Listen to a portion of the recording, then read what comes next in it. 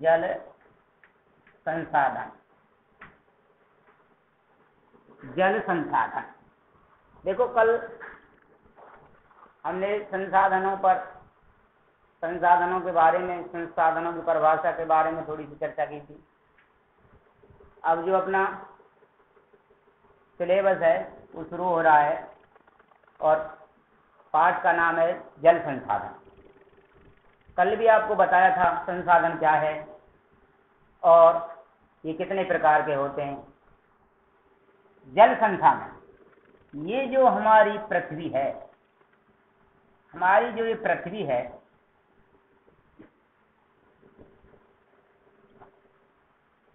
हमारी इस पृथ्वी का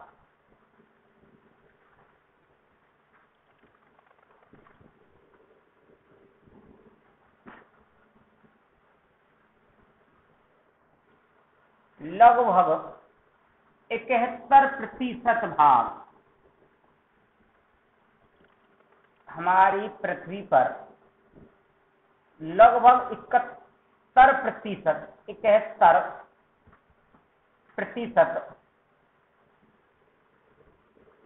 भाग जल है।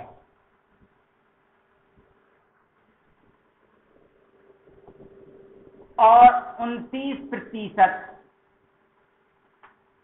जो पृथ्वी का शेष भाग बचता है वो है हमारा भूमंडल, जिसको हम पृथ्वी, जिससे हम बसते हैं, खेती बाड़ी करते हैं, हमारे बागान हैं, हमारे जंगल हैं।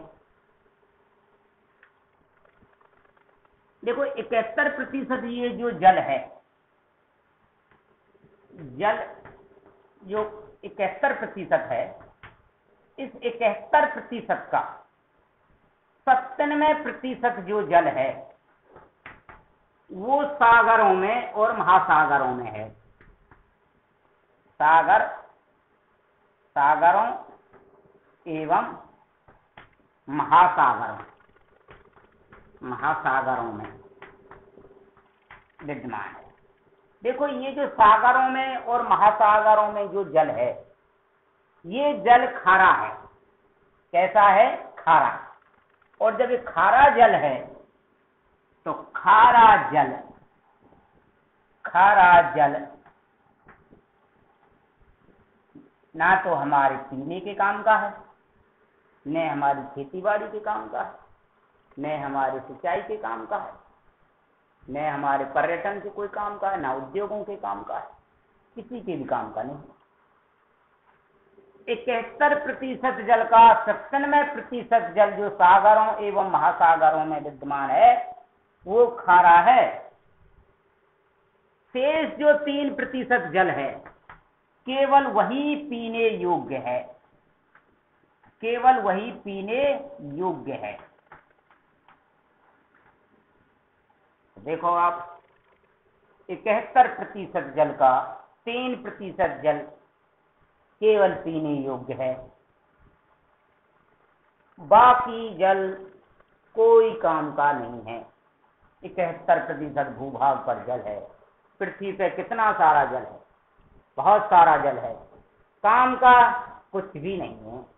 काम का है केवल 71% का 3% जल। अब देखो साहब, ये जो 3% जल है इसका वितरण भी असमान रूप से है। इसका वितरण भी असमान रूप से है। आपने या तो सुना होगा या पढ़ा होगा, कई क्षेत्र ऐसे हैं, कई जगह ऐसी हैं जहां बरसात भी खूब होती है और पानी भी खूब है। पानी भी बहुत है, पर्याप्त मात्रा में है, और बरसात भी पर्याप्त मात्रा में होती है। और कुछ क्षेत्र ऐसे हैं, कुछ प्रदेश ऐसे हैं जहां बरसात का भी अभाव होता है और पानी जमीन के अंदर भी नहीं है। मरुस्थली इलाका है, मरुस्थली इलाका है। तो ये सब इसकी वजह से ही तो है कि ये जो 3% जल है, इस जल का वितरण असमान रूप से है, समान रूप से नहीं है। देखो हमको करना क्या है, हमको ये करना है कि ये जो 3% जल है, इस जल का वितरण इस तरीका से करेंगे कि जहां जहां जिसकी मांग ज्यादा है वहां इस मांग की हम पूर्ति करेंगे, और जहां पर्याप्त मात्रा में बरसात होती है, पर्याप्त मात्रा में पानी है, जल है, वहां से थोड़ा सा पानी ला करके और उन क्षेत्रों में पहुंचाएंगे जहां बरसात भी बहुत कम होती है और पानी भी नहीं है, जल भी नहीं है, मरुस्थलीय इलाका है, लोगों को पीने के लिए भी पानी नहीं आता है। अपना एक राजस्थान का इलाका है बाड़मेर, अपना जिला है पश्चिमी राजस्थान में, बिल्कुल बॉर्डर पर पड़ता है बाड़मेर। तो बाड़मेर का एक और गांव है, वैसे बाड़मेर में पानी की समस्या बहुत अधिक है, जैसलमेर है, बाड़मेर है, बीकानेर है, ये जालौर है, जोधपुर है, ये पानी की समस्या है। लेकिन बाड़मेर का जब हम उदाहरण लेते हैं तो बाड़मेर के लोग बेचारे पानी के लिए इतने तरसते हैं कि वहां उन्होंने एक प्रथा चला रखी है कि यदि पुरुष कोई अपनी शादी करके लाएगा और जब उसकी पत्नी गर्भवती हो जाएगी तो फिर वह दूसरी शादी करेगा, केवल इस वजह से करेगा कि जो गर्भवती हो गई है वो औरत, वो गांव से 2-3-4 किलोमीटर दूर तक जाते हैं, 5 किलोमीटर दूर तक जाते हैं और कुएं से पानी निकाल करके लाते हैं, बहुत दूर दूर जा करके। तो वो गर्भवती औरत तो इतने 5 किलोमीटर गर्मी में 4 किलोमीटर नहीं जा सकती, ना आ सकती, तो दूसरी शादी करते हैं फिर। और जब तक फिर वो पानी लाएगी, घर के कामों को वो संभालेगी, विशेषकर पानी हिलाना है, और जब वो गर्भवती होगी तो पहले वाली फिर पानी की व्यवस्था करेगी। बताओ कितनी समस्या, कितनी विकट समस्या है पानी। हमको करना क्या है कि जहां पानी पर्याप्त मात्रा में है उस पानी को वहां पहुंचाना है जहां पानी के लिए लोग तरस रहे हैं, जिनको पानी की सख्त जरूरत है। तो देखो अपने भारत की बात करते हैं पहले। अपने भारत देश में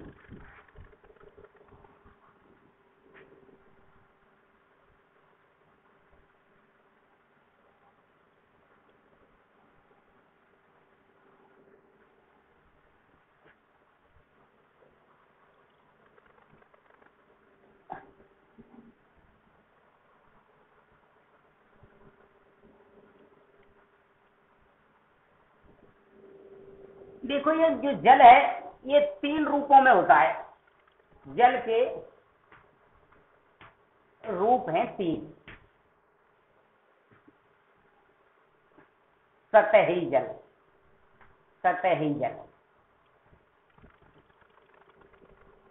महासागरीय जल, और भूमिगत। पहले इसको देखते हैं सतही जल। सतही जल जो धरातल पर है, जो नदियों के रूप में बह रहा है, झरनों के रूप में बह रहा है, छोटे छोटे तालाबों में भरा हुआ है, कुंडों में भरा हुआ है, जो धरातल पर बहता रहता है, घूमता रहता है और धरातल पर खुला चलता रहता है, उसको कहते हैं सतही जल, विशेषकर नदियों का जल। महासागरीय जल ये मैंने आपको बता दिया। भूमिगत जल और है, जमीन के अंदर जो जल भरा हुआ है उसको कहते हैं भूमिगत जल।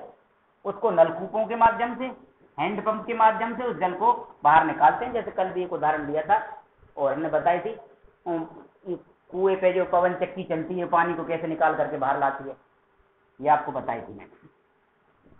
अच्छा, तो देखो ये जो बिहार का इलाका है, हमारी ये हिमालय पर्वतमाला है और ये हमारी नदियां निकल करके आती हैं ज्यादातर हिमालय पर्वतमाला। उत्तर भारत की जितनी भी नदियां हैं उत्तर पूर्व की, वो हिमालय पर्वतमाला से निकलती हैं। मामला क्या हो जाता है कि गर्मी के दिनों में, वैसे आपको मैंने एक दिन और बताई थी पहले भी, आज फिर बता रहा हूं कि हिमालय पर्वतमाला पर बर्फ जमती है, बर्फ जमती, ग्लेशियर है, बर्फ जमती है, बर्फ की मोटाई बहुत बहुत ज्यादा हो जाती है, बहुत ज्यादा हो जाती है, और सर्दी के मौसम में तो बर्फ ही बर्फ, बर्फ ही बर्फ चारों तरफ दिखाई देती है। आप अखबार में भी पढ़ते रहते हैं, जम्मू कश्मीर में यहाँ कर देखो साहब बर्फ पड़ रही है, बर्फबारी हो रही है, इस तरीका से।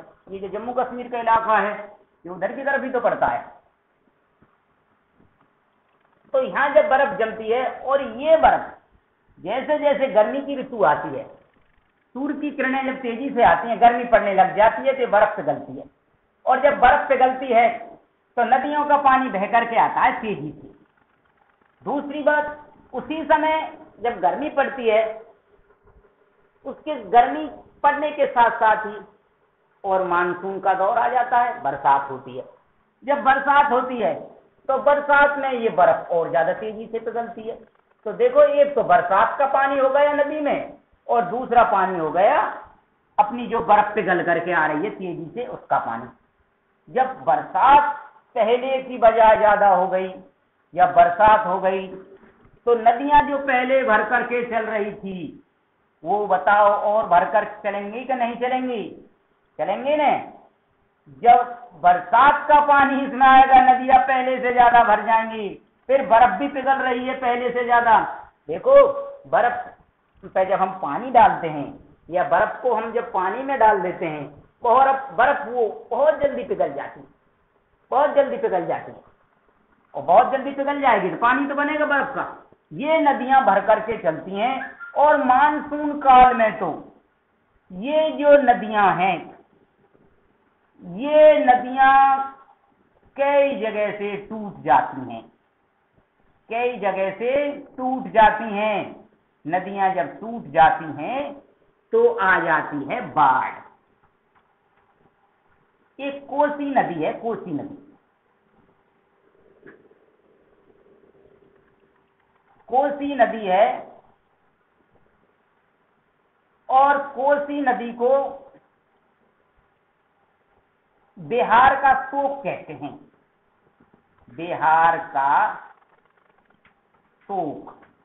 अब बिहार का शोक क्यों कहते हैं साहब? देखो देखो, बरसात के दिनों में जब नदी भर करके चलती है, तो नदी बीच बीच में से टूट जाती है या उफान ले जाती है, और बरसात का पानी, नदी का पानी आकर के बिहार के क्षेत्र को और चारों तरफ से घेर लेता है, कुछ क्षेत्रों को जलमग्न कर देता है, बाढ़ की संभावना हो जाती है, बाढ़ आ जाती है, लोग बेघर हो जाते हैं, उनके घर मकान दुकान जो सब हैं, जो सब पानी से डूब जाते हैं, बहुत जान माल का नुकसान होता है। देखो, जिनके मकान हैं वो छोटे छोटे कच्चे मकान भी हैं, पक्के मकान भी हैं, कच्चे मकान तो गिर जाते हैं, पक्के मकान भी गिर जाते हैं, सड़कें टूट जाती हैं, बिजली की लाइन टूट जाती हैं, पशु बहुत सारे बह करके चले जाते हैं, और वैसे भी लोग भी बहुत मर जाते हैं पानी में डूब करके, निकलना बड़ा मुश्किल हो जाता है। तो वहाँ एक शोक फैल जाता है, जब नुकसान होता है, हमको हानि पहुंचती है, बहुत ज्यादा क्षति पहुंचती है, और जब जान माल की क्षति पहुंचती है, विशेषकर जब जान की क्षति पहुंचती है, तो हम थोड़ा शोक करते हैं, बड़ा दुख होता है, सदमा लगता है इस तरह का। इस वजह से तो कोसी नदी जो बह करके चलती है, उसको बिहार का शोक कहते हैं, क्योंकि बरसात के दिनों में वो अपने पानी, जितना उसमें पानी आता है उससे ज्यादा पानी हो जाता है, सहन नहीं कर पाती है, बीच बीच में से टूट जाती है, बाढ़ आ जाती है। हमको करना क्या है कि जैसे कोसी नदी है, ये कोसी नदी है, ये बारहमासी नदी में आती है, बारहमासी नदी, बारहमासी नदी उसे कहते हैं जिसमें वर्ष भर पानी बहता रहता है। देखो, कुछ नदियां ऐसी हैं जो मौसमी नदियां हैं। मौसमी नदियां का मतलब होता है मौसम के अनुसार, अर्थात मानसून काल में ही उनमें पानी आता है, बाकी फिर वो सूखी रहती हैं। तो हम जैसे पश्चिमी राजस्थान में हैं कुछ नदियां, तो हमको क्या करना है, ये बारहमासी नदियों को, और जो हमारी सूखी मौसमी नदियां हैं जिनमें केवल बरसात में ही पानी आता है, इनको इन नदियों से जोड़ देना है एक तो देखो, जब इन नदियों को, बारहमासी नदियों को मौसमी नदियों से जोड़ेंगे, तो बताओ ये पानी आसानी से बट जाएगा कि नहीं बट जाएगा? बट जाएगा ना। एक और नदी है, मौसमी नदी है, इसका पानी इसमें जोड़ दिया, 12मासी नदी का, तो बताओ इसका पानी जब इसमें बट जाएगा तो इसका जल स्तर जो भाव है ये थोड़ा कम हो जाएगा कि नहीं हो जाएगा? ऐसे ही 2, 3, 4 नदियों में और बांट देंगे आगे जा करके, मौसमी नदियों में, तो ये नदी फिर कभी टूटेगी नहीं, नहीं टूटेगी नहीं। दूसरी बात, जो मौसमी नदियां थी, जहां बसे हुए लोग पानी के लिए बड़े व्याकुल थे, जो पानी के लिए तरस रहे थे, जब मौसमी नदियों में भी वर्ष भर पानी आने लग जाएगा तो बताओ पीने के पानी की समस्या हल हो जाएगी, कृषि के लिए पानी मिलेगा, खेती बाड़ी करेंगे लोग, वो भूमि जो मरुस्थली थी वो कुछ ही दिनों में हरी भरी हो जाएगी, फसलें अच्छे तरीका से लहराने लग जाएंगी, और यहाँ पशुपालन बहुत अच्छे तरीका से होगा। होगा कि नहीं होगा? होगा नहीं? तो हमको करना क्या? 12मासी नदियों को मौसमी नदियों से जोड़ना है, जिससे जब 12मासी नदियों में बाढ़ आती है वो बाढ़ की समस्या भी हल हो जाएगी, और मौसमी नदियों में जो पानी नहीं रहता था वो पानी आने लग जाएगा तो वो समस्या भी हल हो जाएगी। वहां भी अच्छे तरीका से जनसंख्या का विकास होगा, विस्तार होगा, लोग बाग रहेंगे, पशु पालेंगे, दुकान मकान बनाएंगे। अच्छा, देखो एक प्रश्न आया था, बहुउद्देशीय परियोजनाएं क्या है? ये बहुउद्देशीय परियोजनाएं क्या है? इसी में से आया था एक प्रश्न, पूछा गया था बोर्ड में, बहुउद्देशीय परियोजनाएं है क्या? देखो ये एक नदी है, 12मासी नदी, और ये 12मासी नदी है, ये बह करके आ रही है।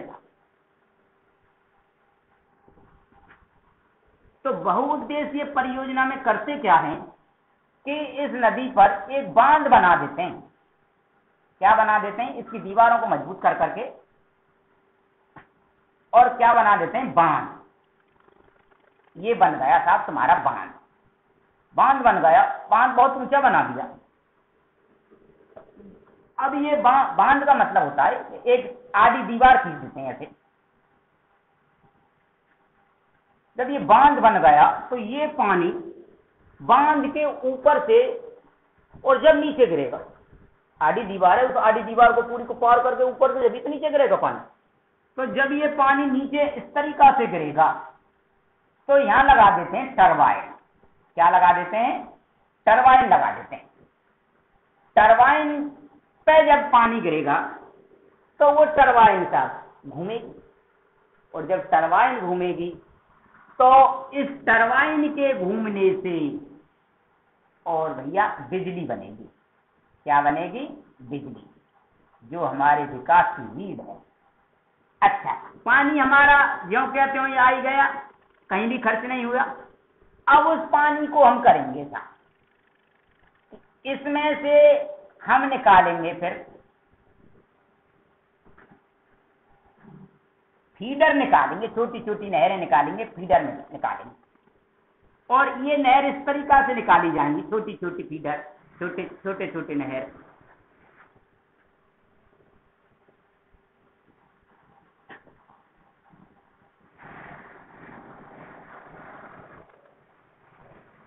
देखो ये जो पानी आएगा बह करके, इस पानी को तो ले जाएंगे हम उद्योगों की तरफ, फैक्ट्रियां लगेंगी, फैक्ट्रियों में पानी पहुंचाएंगे साहब।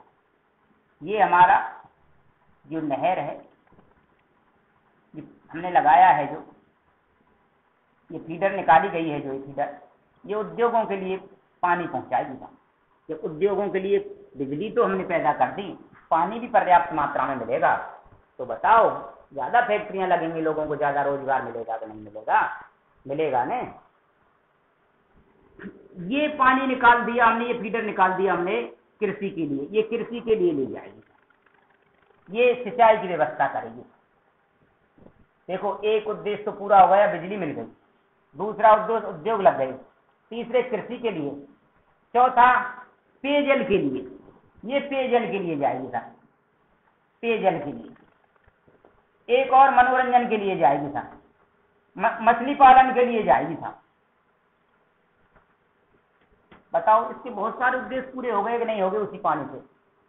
बिजली की जो समस्या थी वो भी सॉल्व हो गई, उद्योगों के लिए पानी जो होना चाहिए था वो भी समस्या सॉल्व हो गई, कृषि के लिए पानी नहीं था वो कृषि के लिए भी मिलेगा, मछली पालन भी होगा, पेयजल के लिए भी होगा। बड़े बड़े शहर, बड़े बड़े नगरों में पानी की बड़ी समस्या है, तो वहाँ बांध बना करके और पानी पहुँचाया जाएगा। तो बताओ, जैसे चंबल का पानी पहुँचाया जा रहा है, अपने भरतपुर जिले में आ गया, भरतपुर शहर में तो आ ही गया है, धीरे धीरे जिले में भी आ रहा है, तो भरतपुर जिले की पानी की समस्या सॉल्व हो गई सर।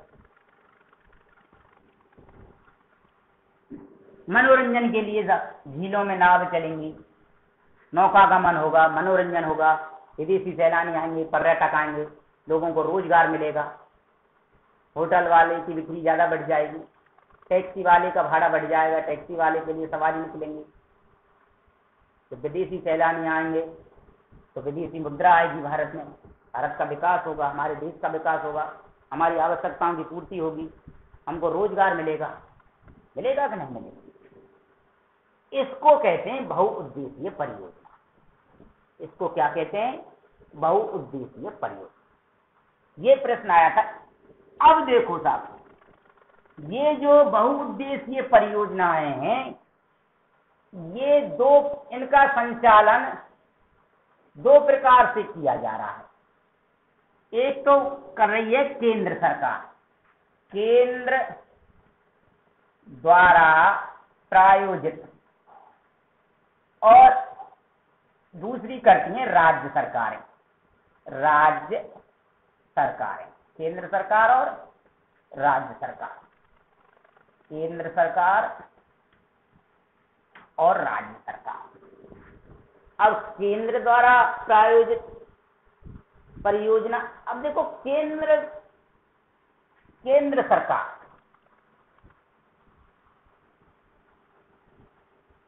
जिनका रखरखाव करती है, जिनमें पैसा लगाती है, वो केंद्र द्वारा प्रायोजित कहलाती हैं। जैसे भाखड़ा नांगल, भाखड़ा नांगल तो केंद्र द्वारा प्रायोजित प्रोजेक्ट है वो। उससे भाखड़ा नांगल से पंजाब, राजस्थान, हरियाणा, हिमाचल प्रदेश, इन 4 राज्यों को लाभ मिल रहा है। पीने के लिए पानी मिल रहा है, सिंचाई के लिए भी पानी मिल रहा है, बिजली भी पैदा की जा रही है। और कुछ का करती है प्रायोजन राज्य सरकार, जैसे हमारी राजस्थान सरकार। अब देखो, राजस्थान सरकार अपने पड़ोसी सरकार से मिलकर के, पड़ोसी राज्य से मिलकर के, जैसे एमपी है, मध्य प्रदेश है, मध्य प्रदेश से मिलकर के, मध्य प्रदेश और चंबल घाटी परियोजना, चंबल घाटी परियोजना, ये परियोजना चालू कर दी, चंबल घाटी परियोजना। इसमें राजस्थान सरकार और मध्य प्रदेश सरकार की भागीदारी है। राजस्थान को भी लाभ मिल रहा है, मध्य प्रदेश को भी लाभ मिल रहा है। पानी की, पीने की समस्या राजस्थान की भी सॉल्व हो गई, मध्य प्रदेश की भी सॉल्व हो गई। कृषि के लिए पानी राजस्थान को भी मिल रहा है, मध्य प्रदेश को भी मिल रहा है।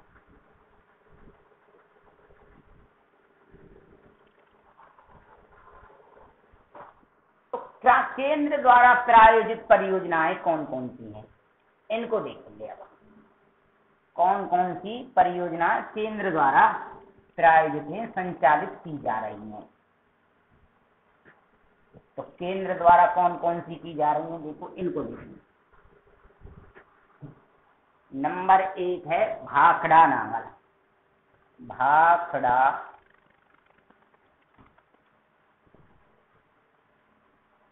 भाखड़ा नांगल परियोजना। एक तो गई भाखड़ा नांगल परियोजना। नंबर 2 दामोदर घाटी परियोजना। दामोदर घाटी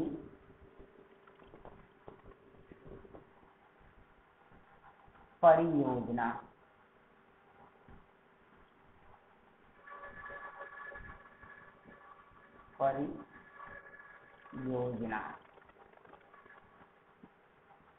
एक बार प्रश्न आया था, केंद्र सरकार द्वारा या केंद्र द्वारा संचालित 2 परियोजनाओं के नाम बताइए। एक बार ये प्रश्न आया था, तो भाखड़ा नांगल परियोजना, दामोदर घाटी परियोजना, इन दोनों को लिख देंगे आप चाहो तो। तीसरी और देखो, हीराकुंड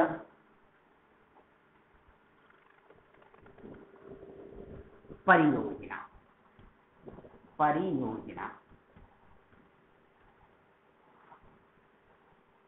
हीराकुंड परियोजना, ये इनके बाद भी कुछ और परियोजनाएं भी हैं। बाकी आपके लिए तो ये आपके सिलेबस में 3 ही हैं, भाखड़ा नांगल परियोजना, दामोदर घाटी परियोजना, हीराकुंड परियोजना। ठीक है सर। ये भाखड़ा नांगल परियोजना क्या है और कहाँ है, इसको समझेंगे साहब।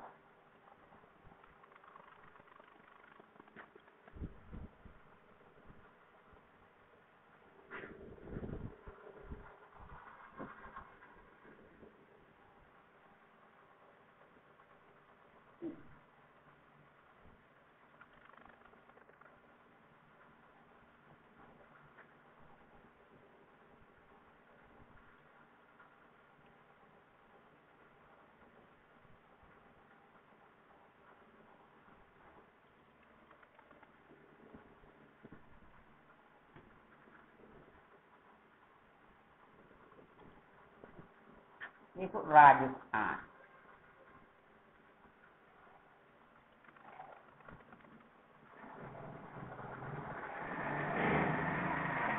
पंजाब, हरियाणा, हिमाचल प्रदेश,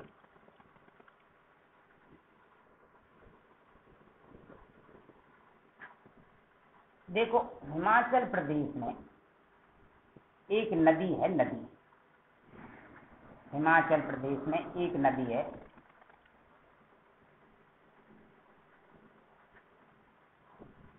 रावी नदी और ब्यास नदी। रावी नदी और ब्यास नदी।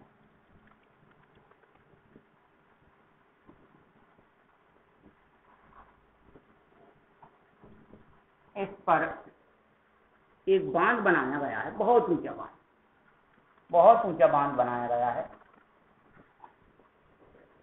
और ये गांव पड़ते हैं, शायद ये पंजाब में पड़ते हैं, भाखड़ा और नांगल गांव। हिमाचल प्रदेश से जो नदी निकल करके आई है, रावी ब्यास, पंजाब में भाखड़ा और नांगल 2 गांव में, इन गांव के समीप ही बांध बनाया गया है, बांध। और उस बांध से लिफ्ट नहरें निकाली गई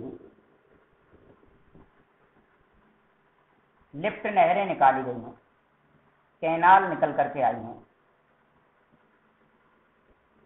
उससे हमारे राजस्थान को पीने के लिए पानी मिलेगा, सिंचाई के लिए पानी मिलेगा, पशुपालन के लिए पानी मिलेगा।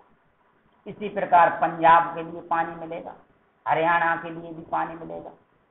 और इसका प्रायोजन कौन कर रहा है? केंद्र सरकार कर रही है। पैसा तो लगा रही है केंद्र सरकार, और हम इसका मेन उद्देश्य है पंजाब, हिमाचल प्रदेश, हरियाणा और राजस्थान। जैसे इसका राजस्थान के लिए सिंचाई के पानी की व्यवस्था करना, पेयजल की व्यवस्था करना, और हिमाचल प्रदेश में तो पानी पीने के लिए काम में लिया जाएगा। पंजाब, हरियाणा, राजस्थान, ये 3 प्रांत सिंचाई भी करेंगे और पेयजल के लिए भी काम हो गया।